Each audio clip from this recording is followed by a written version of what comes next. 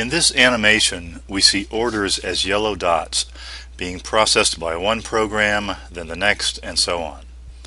In this particular case, we are concerned with the giant program IN5700.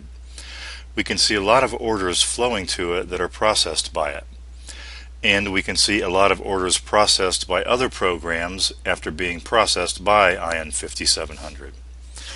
When we see other programs processing orders after this giant program, we are not simply seeing calls to those other programs.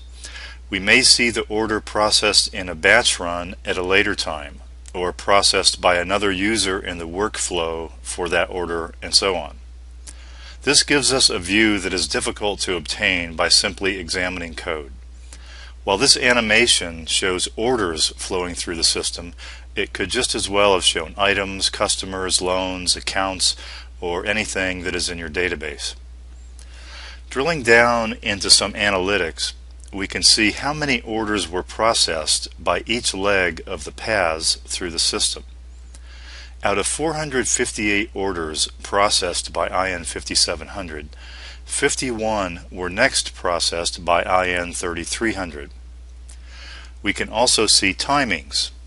Here we see that IN3300 completed processing orders 67 minutes after IN5700 completed on average. And here we can start analyzing all the different paths that orders take through the system. Order number 1178 had 377 events processed by these programs in this sequence in these times. We can see that in our 2-day sample there were 833 variations in the paths taken by orders through the system, the most common one being this one that involved just these two programs. Here we can see the time span of activity for orders, with about 10% requiring the entire 2 days. Overall, by performing system-wide process mining, we can get a clear understanding of the context that a giant program is operating in.